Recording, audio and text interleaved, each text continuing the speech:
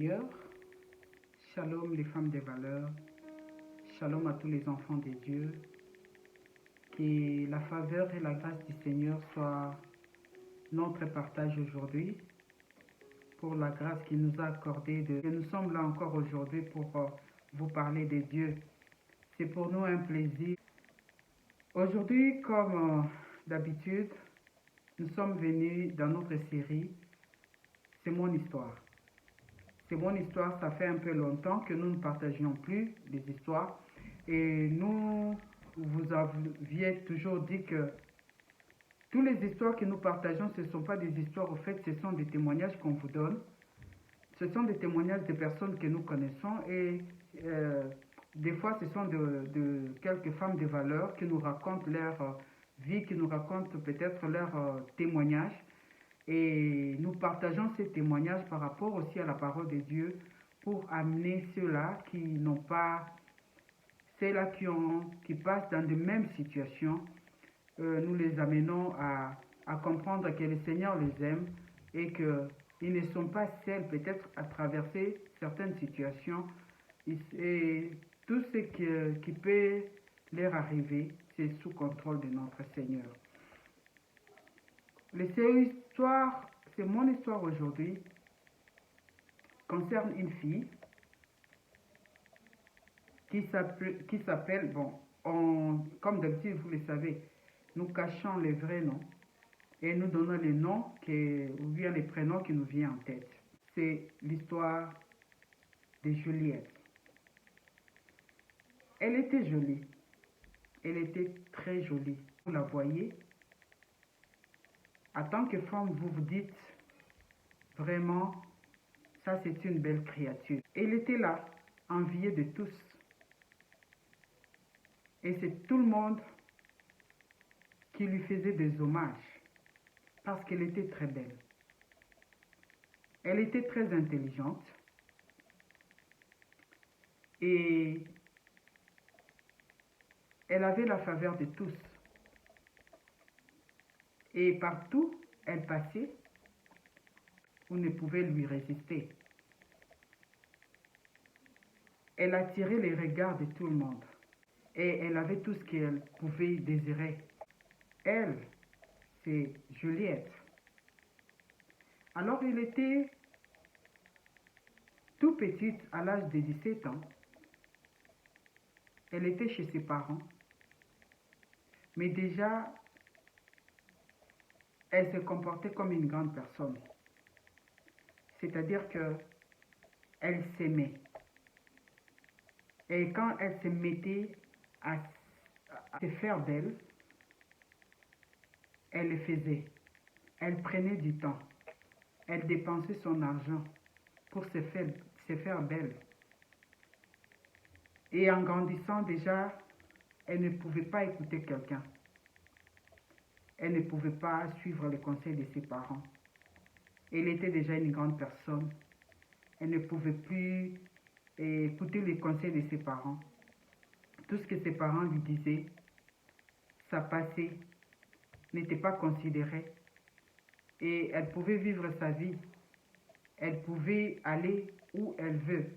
Déjà à l'âge de 17 ans, elle pouvait se déplacer de ville en ville. Elle pouvait se déplacer de pays en pays. Elle pouvait déjà quitter la maison pour aller quelque part et retourner.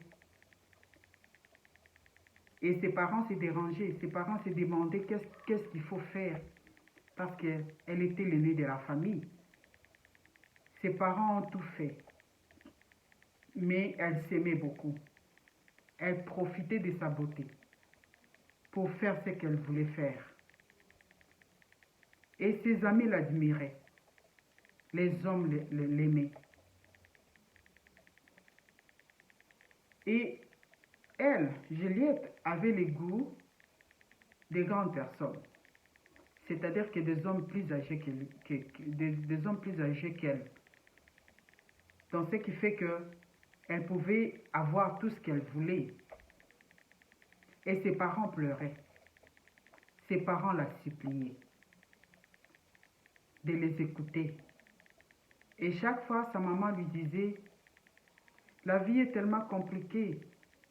Tu dois nous écouter. Tu dois faire comme tous les autres enfants qui aiment les études, qui vont de l'avant. Et avec ta beauté, tu peux aussi devenir quelqu'un de très important dans la vie. Mais elle s'aimait tellement que pour elle, par sa beauté, elle pouvait tout obtenir dans la vie. Elle n'avait pas besoin des études et elle n'avait pas besoin d'écouter quelqu'un. C'est comme ça qu'elle a amené sa vie sur le chemin qu'elle voulait.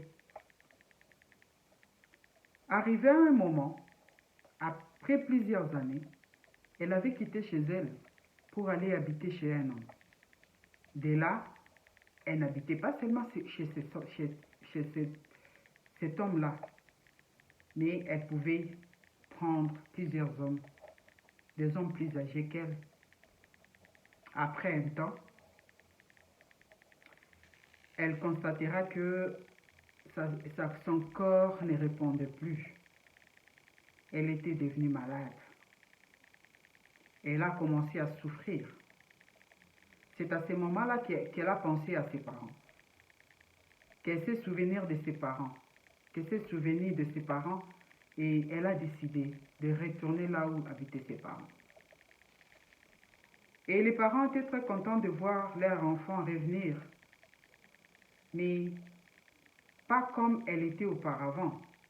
Elle avait maigri. Et les parents se disaient peut-être qu'elle avait des soucis, que peut-être il lui est arrivé quelque chose qui a dérangé sa santé. Et l'enfant était revenu, mais l'enfant n'était plus la même. Alors, à partir de ce jour-là, Juliette a commencé à souffrir dans son corps. Elle a commencé à souffrir et les parents devaient maintenant se démener pour savoir qu'est-ce qui s'est passé, qu'est-ce qui n'allait pas dans son corps. On l'a amenée à l'hôpital. On a fait des examens, c'est alors qu'on a remarqué que Juliette était atteinte du VIH. Et pendant ce temps-là, comme il n'y avait pas vraiment de soins appropriés, comme peut-être aujourd'hui, alors la prise en charge était difficile. Et un jour, nous sommes passés par là, alors qu'on partageait la parole de Dieu. Et c'était dans l'hôpital où Juliette était, ou l'hôpital qu'il avait pris en charge. Alors on a partagé la parole de Dieu. Et Juliette nous dira ceci. Pendant ce temps-là, les parents de Juliette ne la rendaient plus visite. Parce qu'ils avaient mal dans leur cœur. Les parents étaient désespérés. Les parents pleuraient dans leur cœur. Parce qu'il n'y avait plus d'espoir pour leur fille, leur aînée. Et les parents ne passaient plus la rendre visite à l'hôpital. C'est alors que Juliette nous dira d'aller dire à ses parents ces jours-là. Elle avait compris ce qu'elle faisait. Elle avait compris le mal qu'elle a fait à ses parents. Elle a compris comment elle avait amené sa vie, comment elle s'est conduite toute sa vie. Elle a compris qu'elle était à côté du plaque. Et elle a compris qu'elle avait besoin de Dieu en ce moment-là. Elle a compris que le temps était arrivé d'écouter maintenant. C'est comme ça qu'elle a reçu Jésus-Christ dans sa vie. Mais elle nous dira ce jour-là, allez-y dire à mes parents, je sais que je leur ai fait du mal. Je sais qu'ils ont souffert à cause de ma vie, à cause de mon comportement, à cause de mes conduites. Mais allez-y leur dire qu'ils viennent me rendre visite pour la dernière fois. Qu'ils viennent me rendre visite pour la toute dernière fois. J'aimerais me faire pardonner auprès d'eux. Et j'aimerais qu'ils me voient et qu'ils m'entendent parler pour la toute dernière fois. Et ces jours-là, on était vraiment blessés dans notre cœur. Et c'est comme ça qu'on a connu l'histoire qu'on vous a racontée. Et nous sommes allés voir les parents. Lorsque nous avons vu les parents, comme les parents ne nous connaissaient pas, nous nous sommes présentés. Nous leur avions apporté les messages venant de leur fille. On a vu comment les cœurs des parents étaient déchirés. En nous écoutant, en recevant ces paroles, les cœurs des parents étaient déchirés. La maman était brisée. Son unique fille et l'aînée, sa jolie, devrait partir ces jours-là. Et les jours suivants, les parents sont partis. Et c'est le même jour que nous sommes partis. Et notre Gillette était partie aussi. C'est comme ça qu'elle a quitté ce monde. Triste histoire. Aujourd'hui, nous sommes là pour vous parler des idoles. L'idole. Bien-aimés, vous savez, notre corps, des fois, nous trompe. Parce que comme vous le savez, nous avons 3 parties. L'homme est composé de 3 parties dans son corps. Nous avons le corps, nous avons l'âme, nous avons l'esprit. Et Dieu nous a créés, comme la Bible le dit, tout ce que Dieu a créé, l'a trouvé bon. Et la création de Dieu a toujours été merveilleuse et magnifique. Et Dieu nous a créés à son image. C'est comme ça que vous pouvez voir de belles personnes. Et dans la pensée de Dieu, tout homme est beau. Là, c'est un petit H. Et toute femme est belle. Mais, des fois, quand nous lisons la Bible, nous voyons qu'il y avait des précisions. Il y a dans quelques récits où le Seigneur nous parle de belles femmes. Elle était belle de figure, elle était belle de taille. Dieu donne des précisions. Et des fois, dans notre vie, lorsque nous voyons certaines personnes, en tant qu'humain, vous vous disiez que, oh non, cette personne vraiment est beau. Cette personne est belle. Et cette femme, quand bien même qu'elle était malade, je dirais cette fille, quand bien même qu'elle était devenue malade, que tout son corps était parti, mais vous pouvez quand même voir sa beauté. Quand bien même que son corps était vraiment détérioré, mais quand vous la regardez, vous comprenez que c'était une belle personne. Et la Bible nous dit la beauté est vaine. La beauté est vaine. Aujourd'hui, on nous parle des idoles. La Bible nous parle des idoles. Et Dieu est des personnes qui ont des idoles. Et Dieu est l'idolâtrie. Dieu n'aime pas l'idolâtrie. Et quand vous regardez la définition de l'idolâtrie, vous pouvez lire dans Exode 20, versets 1er et 2, et deuxième verset. Là, vous verrez la définition exacte de l'idolâtrie. Excusez-moi. En fait, l'idolâtrie, c'est mêler Dieu. Ça, vraiment, c'est vraiment le mot que moi, je peux utiliser. C'est mélanger Dieu avec quelque chose d'autre. Parce que quand nous regardons Dieu est le créateur, c'est lui le créateur, c'est lui l'orateur, c'est lui le promoteur, c'est lui qui a voulu que le monde existe. Et après Dieu, il y a la créature ou la création. Donc, dans le sens propre de cette idolâtrie, c'est quelque chose que l'homme utilise. Il utilise juste la création à la place de Dieu ou pour représenter ces dieux créateurs. C'est ce que Dieu prend en horreur. Il n'aime pas l'idolâtrie. Il n'aime pas que les hommes le mélangent avec sa création.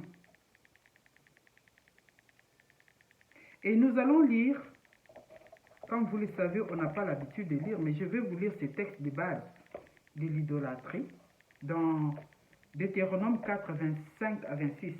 Lorsque tu auras des enfants et des enfants de tes enfants, et que vous serez depuis longtemps dans les pays, si vous vous corrompez, si vous faites des images taillées, des représentations de quoi que ce soit, si vous faites ce qui est mal aux yeux de l'Éternel, votre Dieu, pour l'irriter.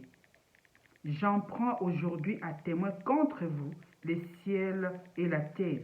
Vous disparaîtrez par une mort rapide du pays dont vous allez prendre possession au-delà du Jourdain. Vous comprenez? Vous disparaîtrez par une mort rapide. Là, on nous parle de l'idolâtrie. Dieu est l'idolâtrie. Dans le sens propre, vous comprenez, c'est la représentation de quelque chose, la représentation des idoles, la représentation, vous fabriquez votre Dieu et vous vous prosternez devant ces dieux-là que vous êtes fait pour l'adorer, pour les rendre grâce, pour les rendre des hommages. Et Dieu n'aime pas. Dieu n'aime pas ça. Dieu n'aime pas l'idolâtrie. Et il met en garde ses enfants, il met en garde le peuple d'Israël que si vous le faites, vous allez disparaître par des morts rapides. Aujourd'hui, nous voyons des gens mourir. Aujourd'hui, nous voyons des choses arriver dans les vies des gens. Les gens se disent qu'ils prient.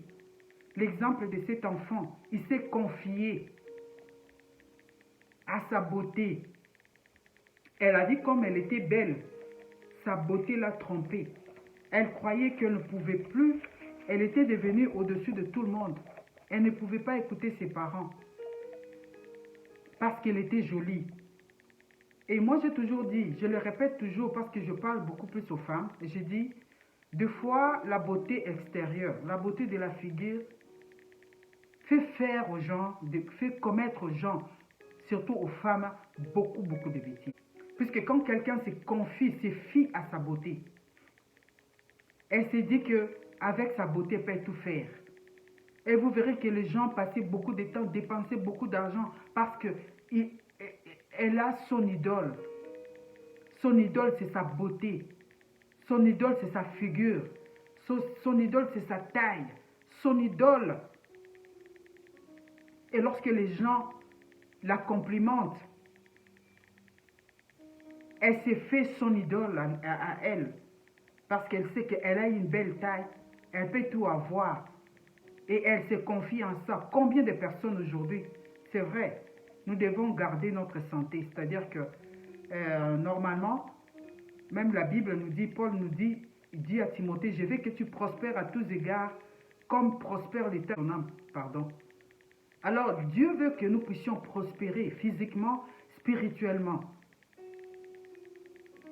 Dieu veut que nous puissions prospérer à tous égards. Et il veut nous voir aussi en bonne santé. Alors c'est pourquoi, en tant qu'un enfant de Dieu, nous devons aussi contrôler aussi notre régime alimentaire. Nous devons nous garder en bonne santé. Nous devons peut-être chaque fois faire des exercices physiques. Nous devons contrôler ce que nous mangeons. C'est aussi rendre grâce à Dieu parce que tu gardes ce que le Seigneur t'a donné. Tu sais garder la bénédiction qui est ton corps, que Dieu t'a donné. Et tu ne peux pas faire n'importe quoi avec ton corps. Mais ne devenons pas idoles de nous-mêmes. Et vous verrez comment les gens se donnent de la peine. Ils travaillent fortement pour leur corps. Ils veulent changer, ils veulent dépenser beaucoup d'argent parce qu'ils ont leur idole. Leur idole, c'est ce qu'ils font. Elle ne peut pas vivre comme ça. Elle doit dépenser beaucoup d'argent. Elle doit s'acheter parce qu'elle aime beaucoup son image. Elle aime beaucoup son idole qui est son image à elle. c'est ce que Dieu n'aime pas. C'est ce que Dieu n'aime pas. Donc, c'est ce que Dieu est. Nous avons plusieurs idoles. Aujourd'hui, on peut parler seulement de ceux-là qui font des idoles, qui taillent des choses, qui font peut-être des idoles en bois. Ils font des idoles. Mais les idoles peuvent être ce que tu es, ce que tu aimes. Parce que la Bible nous dit, nous devons mettre Dieu en premier. Nous devons aimer Dieu de tout notre cœur, de toute notre pensée, de toute notre force. Et nous devons aimer seulement notre Dieu. Alors, lorsque nous ajoutons, lorsque nous mélangeons avec autre chose, ça devient des idoles. Ces choses que nous aimons plus que Dieu deviennent des idoles pour nous. Et lorsque nous regardons aussi dans Jean 4, le verset 24, la Bible nous dit que l'heure est venue où les vrais adorateurs doivent adorer Dieu en esprit et en vérité. Ils ne doivent pas aider, ils ne doivent pas prier, ils ne doivent pas aimer Dieu seulement par la bouche. Et Dieu, tu n'as pas besoin de représenter Dieu pour le prier. Tu n'as pas besoin de faire quelque chose qui représente ton Dieu. Dieu est esprit. Il veut que ceux qui l'adorent en esprit et en vérité. Dieu n'a pas besoin que tu le représentes par quelque chose. Et lorsqu'il y a plusieurs versets qui attestent la haine que Dieu a contre ceux-là qui adorent, contre ceux-là qui les représentent, ceux-là qui ont des idoles, qui ont leurs idoles. L'idole est quelque chose que toi tu aimes plus que Dieu. Un idole peut être ton enfant que tu aimes plus que Dieu. Tu peux tout faire pour cet enfant. Tu es prêt à faire tout parce que ton enfant représente ton idole, parce qu'il est l'unique enfant. Il devient ton idole. Tu mets Dieu en deuxième partie parce que tu aimes beaucoup plus l'enfant. L'idole peut être ton mari. Tu n'as pas le temps de prier Dieu, tu n'as pas le temps de faire quelque chose pour Dieu parce que tu aimes beaucoup. Dieu nous demande de nous aimer, mais nous ne devons pas avoir un amour qui surpasse l'amour que nous avons pour notre Dieu. Dieu, notre Dieu, vient toujours en première position. L'idole peut être ton argent. Tu aimes l'argent plus que tout. Tu es même prêt à faire tout. Tu es prête à tuer. Tu es prête à rapporter des mensonges pour que tu gagnes l'argent. Comme l'autre fois, je vous ai parlé de la dame qui a volé un enfant, un bébé, pour aller les revendre à quelqu'un. Parce qu'elle avait besoin d'argent. Donc, l'argent devient un idole pour elle. Elle doit avoir l'argent. Il y a des gens qui se disent que je dois avoir l'argent aujourd'hui. Elle est prête à faire tout parce qu'elle veut avoir l'argent.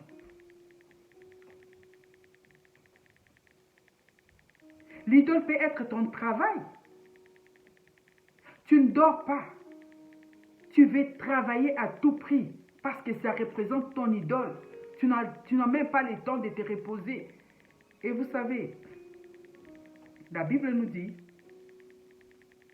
celui qui détruit le corps, Dieu le détruira. Ces corps que Dieu nous a donnés, nous devons bien les gérer aussi. Quand tu ne sais pas gérer ton corps aussi, tu pêches.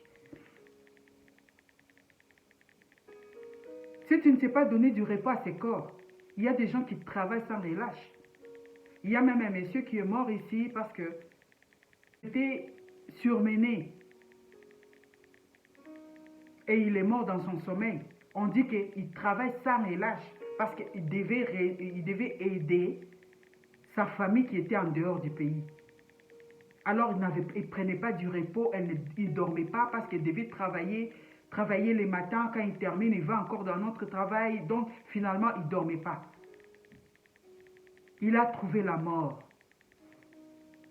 Tout en laissant cette famille qu'elle comptait aider derrière lui. Et le Seigneur nous donne la vie. Le Seigneur nous donne ses corps pour que nous puissions les gérer. Nous ne devons pas nous représenter des idoles.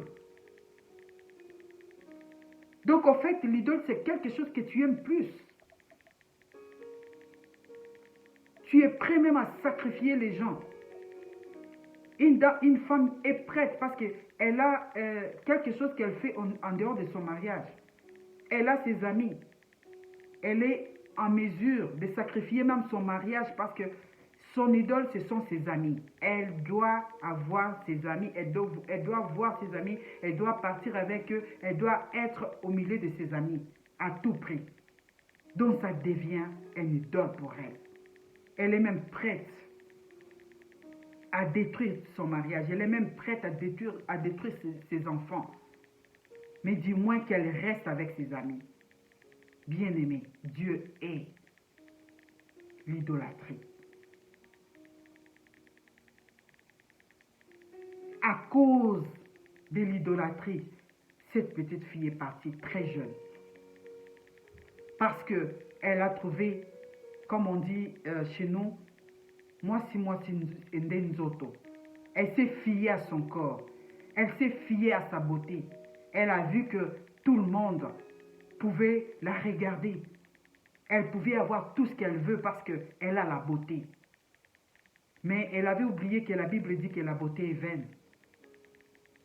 La beauté est vaine.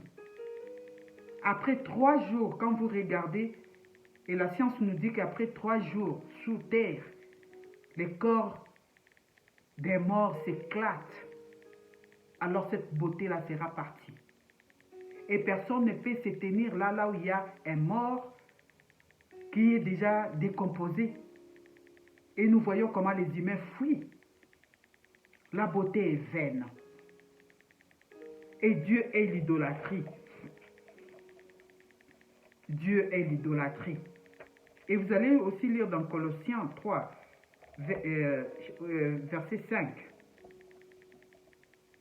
Et Dieu nous parle aussi de l'avidité. Parmi les choses que Dieu a citées, vous allez voir que Dieu est l'avidité. Il y a des personnes qui sont avides. L'avidité est une insatisfaction profonde qui vous presse ou bien à nous agripper de façon malsaine à ce que nous avons, ou alors à convoiter ce que nous n'avons pas encore. L'avidité.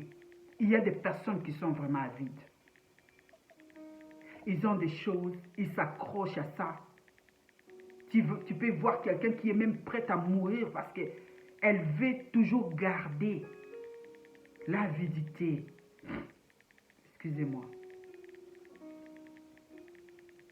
Et comme on a dit là, des personnes qui sont prêtes même à tuer les autres parce qu'ils envient. Ils veulent avoir ce qu'ils n'ont pas. Ils veulent avoir, ils sont même prêts à tout faire. Ils sont prêts à rendre les autres malheureux. Parce qu'ils veulent avoir à tout prix des choses qui ne leur appartiennent pas.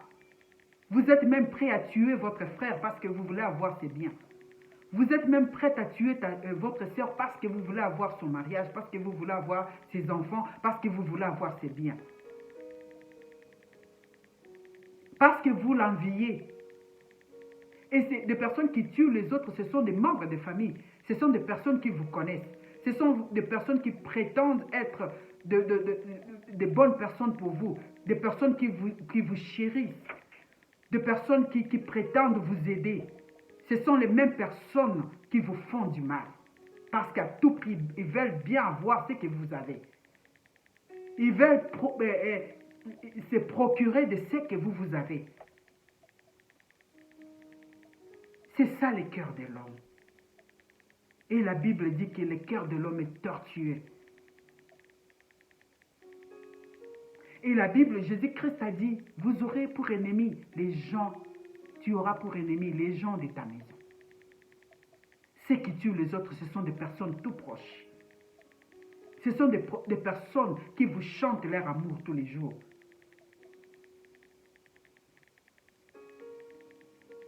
Ils sont avides. ils ont pour envie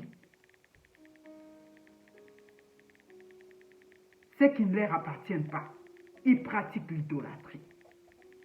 À tout prix, je dois avoir ça. Ça devient une idole pour lui. Cette personne-là que tu aimes bien, cette personne-là que tu vénères, tu es idolâtre de ton pasteur, tu es idolâtre d'un musicien, tu l'adores. Tu l'adores. Il est pour toi un idole. Il y a même de ceux-là qui pratiquent cette phrase. Non, non, c'est mon idole. Dieu est l'idolâtrie.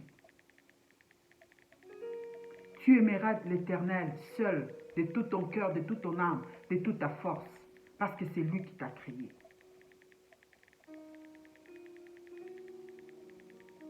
Et l'idolâtrie attire la mort. Tu me diras que non, non, moi je ne m'agenouille pas devant ceci. Moi je ne m'agenouille pas devant cette image. Mais tu pratiques l'idolâtrie d'une manière ou d'une autre. Dans ton cœur, tu pratiques l'idolâtrie dans tes pensées parce que tu te confies dans cette personne-là. Bien que tu ne t'agenouilles pas devant cette image, mais dans ton cœur, tu sais que tu le vénères. Tu crois en lui plus qu'en Dieu. Et Dieu le sait. Quand bien même tu peux le dire dans ta bouche que je ne m'agenouille pas. Mais tu les représentes. Tu as une image que tu as laissée, qui ne devait pas être là. Ça devient une idolâtrie. Ça devient une idolâtrie, pardon, pour toi. Et cette image devient ton idole. Parce que chaque fois quand tu les regardes, tu penses à quelque chose. Tu as l'image d'une personne qui est déjà morte dans ta maison. Et tu prends l'image, tu les places là. Et chaque fois que tu regardes cette image, tu penses à quelque chose. Tu te dis quelque chose. Il y a un de ceux-là même qui arrive même au niveau de parler à leur grand-père, de leur papa, à leur maman. Tu parles à cette image. Tu pratiques l'idolâtrie. Dieu est l'idolâtrie. Tu adoreras le Seigneur lui seul. Tu n'as pas besoin de les représenter pour les prier. Et ces jours-là, les rideaux du temple étaient déchirés quand Jésus-Christ a rendu l'âme. Et il t'a donné l'accès de lui parler. Sache que celui qui s'approche de Dieu doit croire que ce Dieu existe. Et tu dois croire que le Seigneur t'entend lorsque tu lui parles. Tu n'as pas besoin de les représenter par quoi que ce soit. Abandonne l'idolâtrie. Mets Dieu en premier dans ta vie. Et Dieu promet, pour ceux qui pratiquent l'idolâtrie, il a dit, vous mourrez.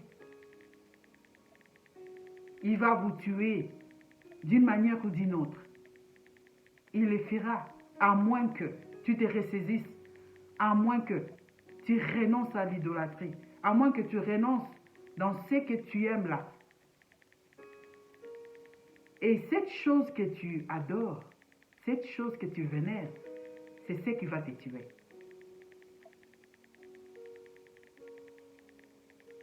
Et nous aimons ceux qui sont déjà partis, ceux qui nous ont précédés. On n'a pas besoin de garder leurs images avec nous. C'est vrai, dans notre esprit, on ne les oubliera jamais. Mais ce n'est pas nécessaire que tu gardes leurs images. C'est une forme d'idolâtrie que tu pratiques aussi. Que le Seigneur vous bénisse. Aimons Dieu. Si nous vivons, le Seigneur nous a créés, nous sommes la création de Dieu. Et nous rendons gloire à Dieu dans tout ce que nous sommes. Si tu es jolie, que ta beauté glorifie le Seigneur. Si tu as une belle taille, que cette taille glorifie le Seigneur. Et lorsque tu te regardes, rends gloire à Dieu, te dis, si je suis comme ça, c'est parce que Dieu m'a créé ainsi et je dois rendre grâce au Seigneur. Que la gloire revienne à notre Dieu, que le Seigneur vous bénisse. Abonnez-vous, bien-aimés. Nous avons besoin de vos abonnements. Partagez nos vidéos pour que les autres puissent s'abonner. Et ça va nous aider à faire notre prière en ligne parce qu'on ne peut pas faire des lives tant qu'on n'a pas assez d'abonnés. selon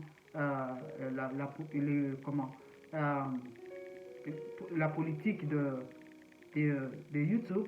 Alors abonnez-vous, partagez nos vidéos, partagez à ceux-là. Et comme on a toujours dit, si ça ne t'intéresse pas, partage-le. Peut-être ça peut intéresser une autre. Peut-être personne n'a besoin d'être sauvé. Alors si tu n'as pas encore fait l'expérience avec Jésus-Christ, reçois-le comme ton Seigneur et ton Sauveur. Que la gloire revienne en notre Dieu. Que le Seigneur vous bénisse. À la prochaine.